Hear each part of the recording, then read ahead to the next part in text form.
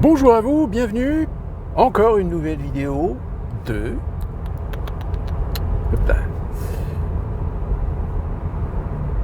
Dans une précédente vidéo, au bout d'un moment j'ai publié des vidéos, j'arrive plus à trop me souvenir exactement, je crois que c'est la vidéo concernant ce qu'a dit Pascal Praud sur les punaises de lit, etc. D'ailleurs, juste pour en aparté, j'espère que vous voyez encore le coup fumant qu'ils sont en train de nous faire avec les punaises de lit, l'air de dire, oh, bah, vous savez, ça existe, hein, c'est pas grave, hein, ça a toujours existé. Hein, ça rend, en fait, l'impression qu'ils sont en train de refaire le coup du surmulot à Paris. C'est pas des rats, c'est des surmulots. Bah, et là, avec les punaises de lit, ils sont en train de nous faire la même chose. Et en effet, le constat que l'un d'entre vous m'a fait, c'est punaises de lit, recrudescence de punaises de lit. Alors, soit il y en avait avant, mais on n'en parlait pas, et puis tout d'un coup, paf, on fait un sujet dessus. Ou alors, c'est qu'en effet, il y a une recrudescence de ce spécimen, désormais, dans les milieux urbains, et plus particulièrement dans les lieux à forte fréquentation de public. Donc évidemment, c'est une question qui quand même interroge, et d'ailleurs, je pense que ma vidéo sur la question que je posais concernant l'aspect sanitaire de la chose et le lien, je dirais, presque justifié avec ces migrants qui rentrent en Europe et en France sans passer par la case consultation, vérification des vaccinations, etc. Je pense qu'on est d'accord. Mais là, ils sont en train de nous refaire le coup, l'air de dire, oh, mais vous paniquez pour pas grand-chose. Hein. Alors, la prochaine fois, on dit toujours jamais de 103. Et comme je dirais, j'ai répondu d'ailleurs sur Twitter, enfin X, à quelqu'un, je dis jamais de 103 et la prochaine fois c'est quoi? C'est les cafards? On va dire mais non, les cafards c'est pas méchant, c'est pas dangereux. Adoptez un cafard chez vous.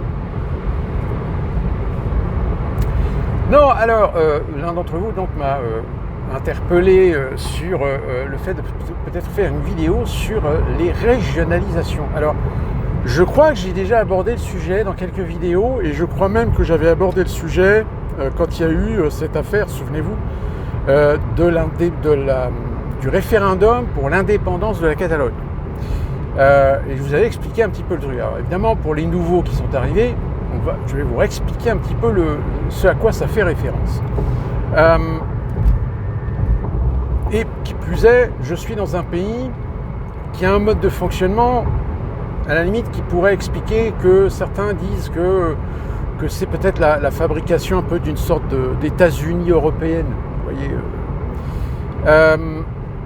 Qu'est-ce que la régionalisation? Tout simplement, c'est faire en sorte de donner de l'autonomie, une forme d'autonomie aux régions, indépendamment du pouvoir central, puisqu'en France vous êtes sur un pouvoir centralisé, c'est l'État qui gère, et les répercussions des décisions de l'État, ce sont les préfets, donc dans les préfectures, mais les régions, les départements, etc. ont des gestions autonomes d'une certaine manière dans certains secteurs, mais c'est des responsabilités qui sont dues en grande partie par les délocalisations ou la décentralisation qu'il y a eu à partir des années 90. Mais d'une manière générale, que ce soit les régions, les départements, ce sont des entités qui appartiennent à la France, et donc c'est l'État qui est souverain. Enfin l'État, le peuple qui est souverain par le Parlement, etc. Mais il n'y a pas de régions ou de départements qui sont autonomes.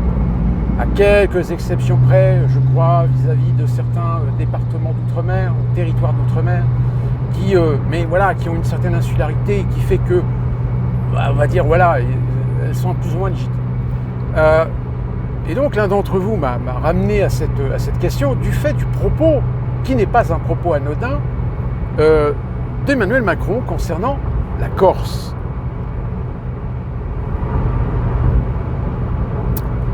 Alors oui, on comprend que les Corses, ils ont quand même un caractère, ils ont une certaine identité relativement forte, etc.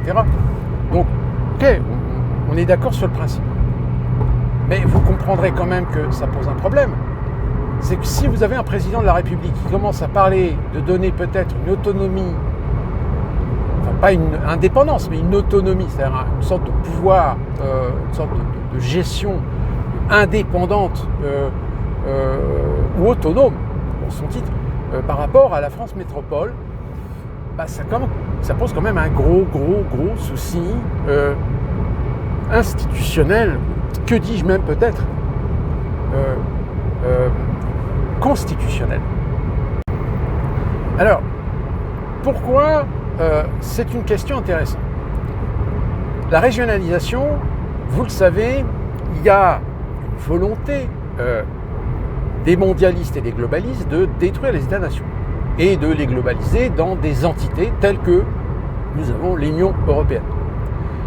L'Union européenne a des ambitions, ou tout du moins les européistes ultra convaincus, ultra radicaux, eux veulent faire de l'Europe une gouvernance européenne supplantant les souverainetés et les indépendances des États-nations. Donc pour pouvoir construire cette entité européenne, il faut détruire l'État-nation. Donc il faut détruire les gouvernements. C'est-à-dire faire en sorte de pousser les politiciens qu'on a réussi à mettre en place dans ces pays dans des situations où ils vont essayer d'acquérir le consentement du peuple. Alors, consentement soit pour des référendums, mais en ce qui concerne la France, ça sera certainement beaucoup plus par le Parlement, pour petit à petit grignoter sur l'indépendance, sur la liberté même de l'État, sur la souveraineté même du peuple. Et vous savez, vous connaissez cette expression qui dit « diviser pour mieux régner ». Eh bien, imaginez que vous exacerbez les sentiments, alors pas forcément nationalistes, mais indépendantistes. Vous exacerbez,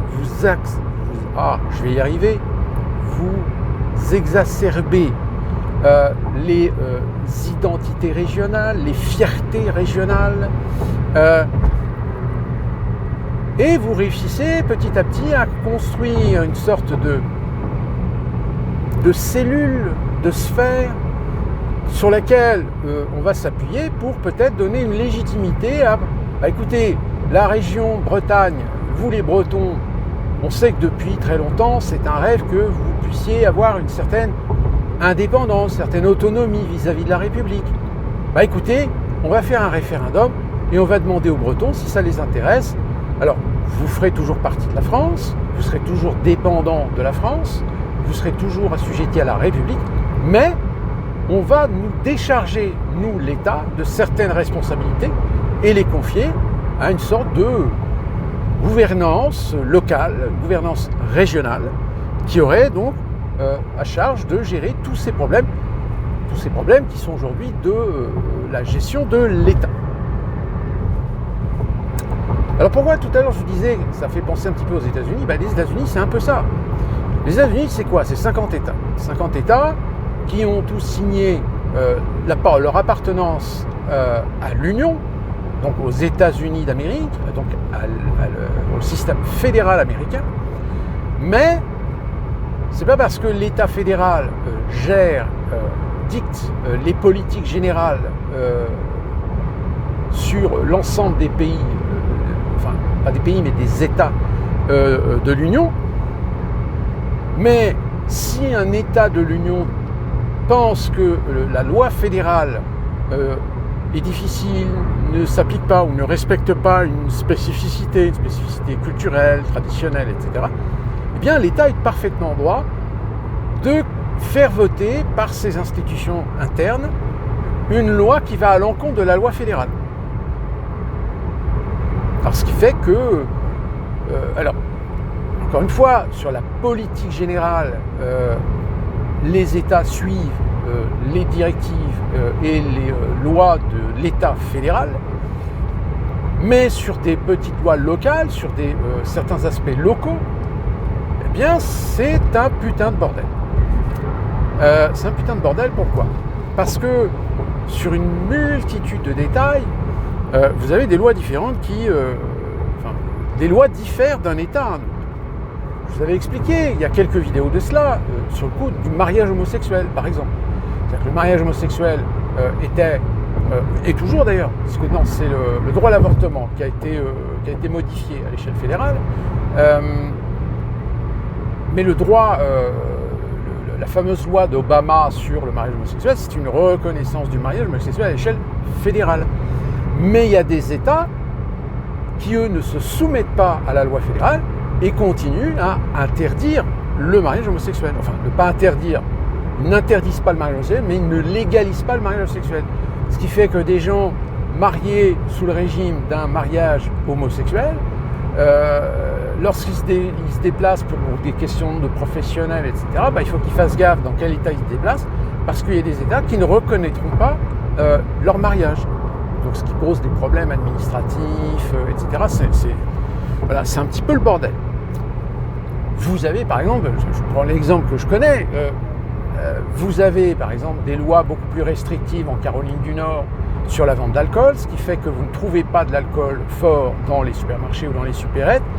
Vous êtes obligé d'aller dans des magasins spécialisés qu'on appelle les ABC, ce qui permet à l'État de récolter directement la taxe.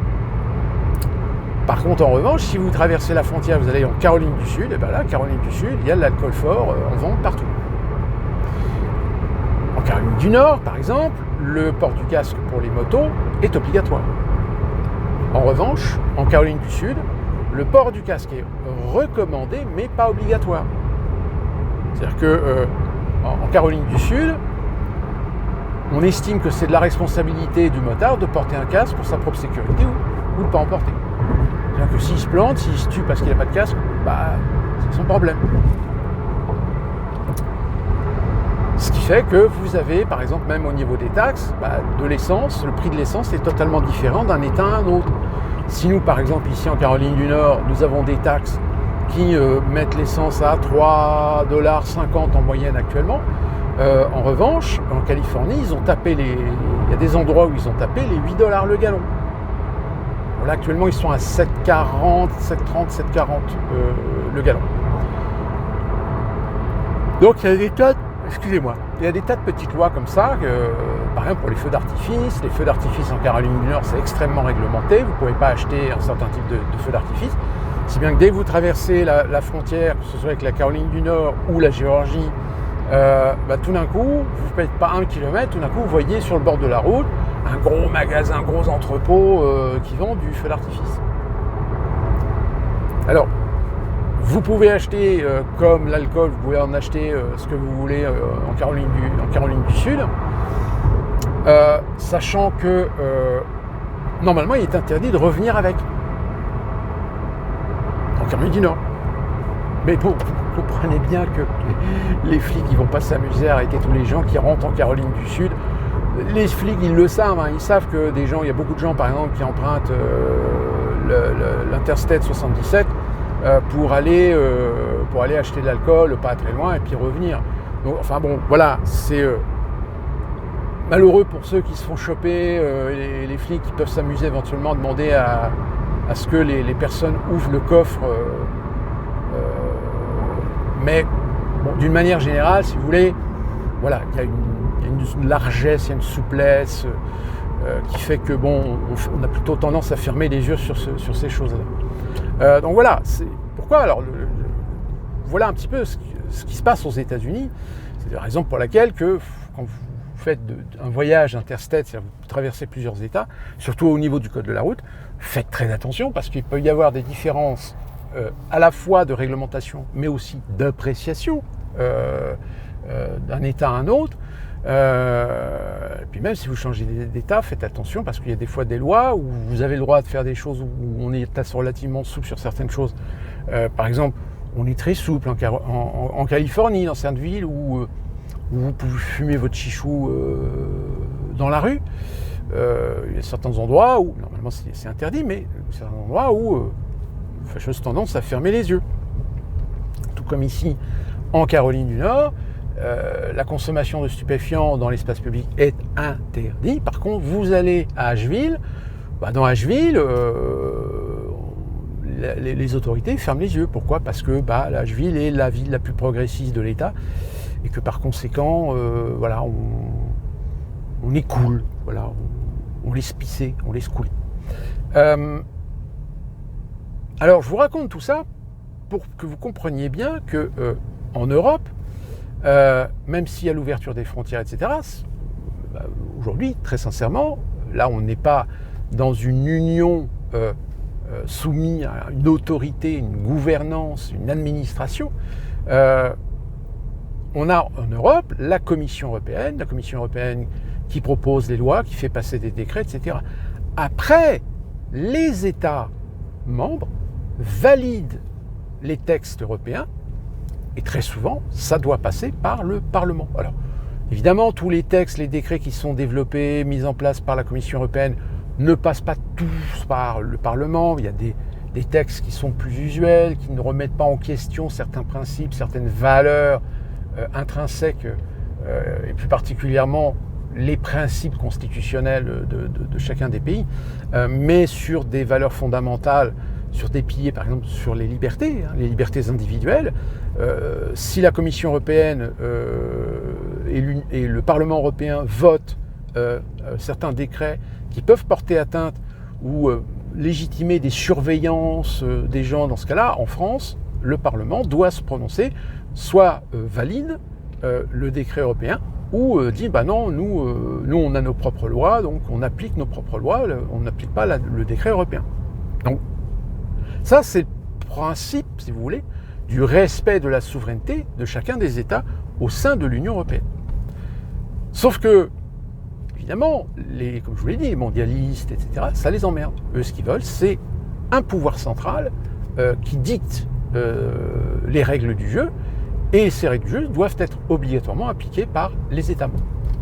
Sauf que pour ça, comme je vous dis, il faut détruire l'État-nation. Détruire dans le sens très large du terme. C'est-à-dire que vous pouvez très bien le détruire par des petites combines législatives, des petites réformes constitutionnelles, etc.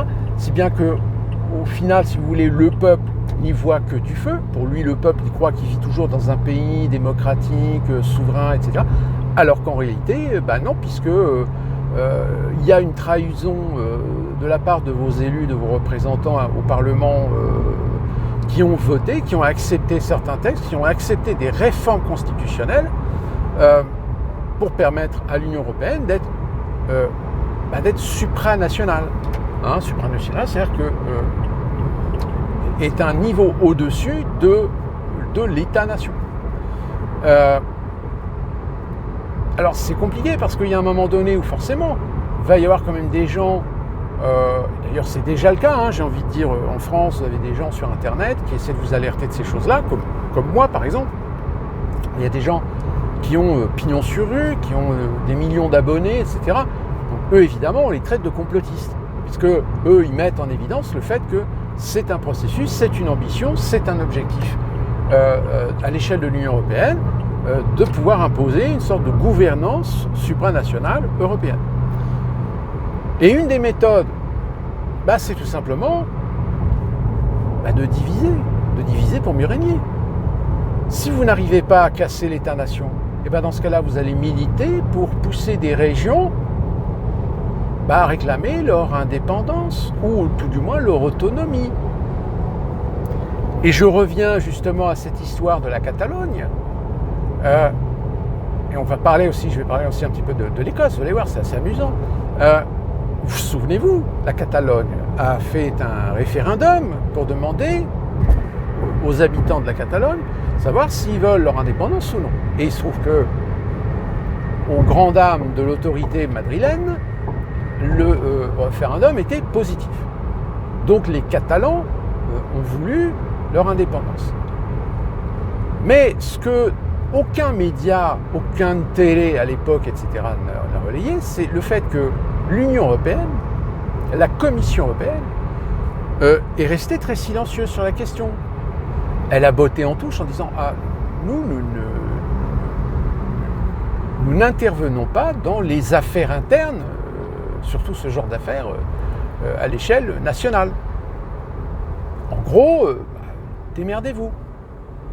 En revanche, il y a eu des approches de la part de l'Union européenne vis-à-vis des indépendantistes catalans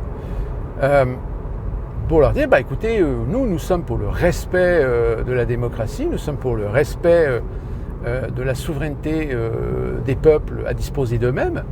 Bon, par contre,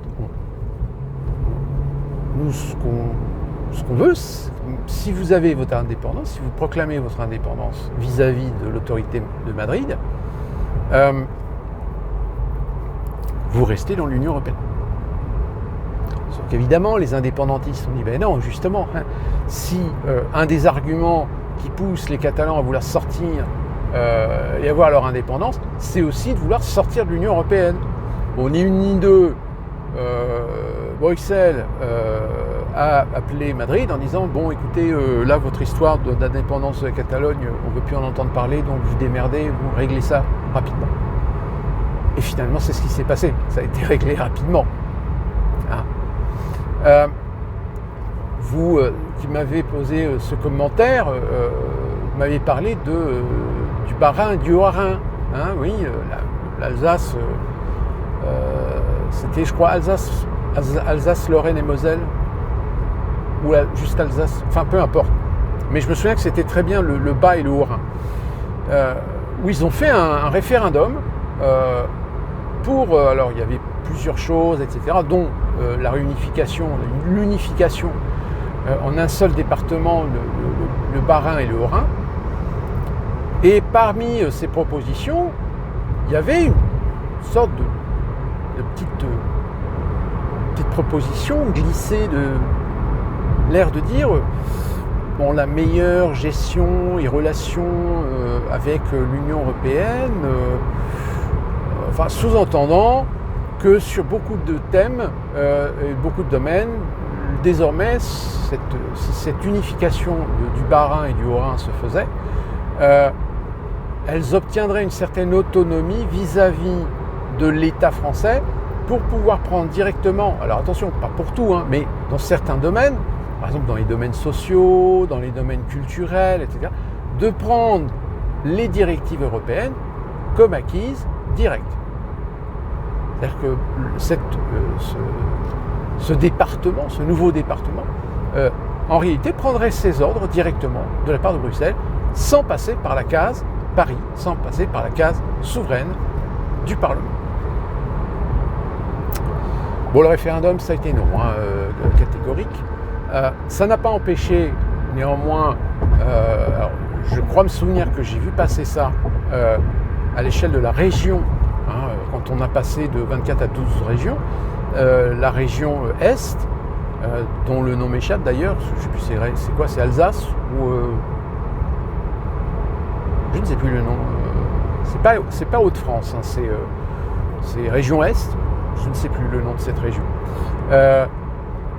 En catimini, la présidence de région a voulu faire passer quelques textes où dans certains domaines, il préconisait un rapprochement direct avec l'Union européenne et plus particulièrement avec la Commission européenne, de telle manière à ce que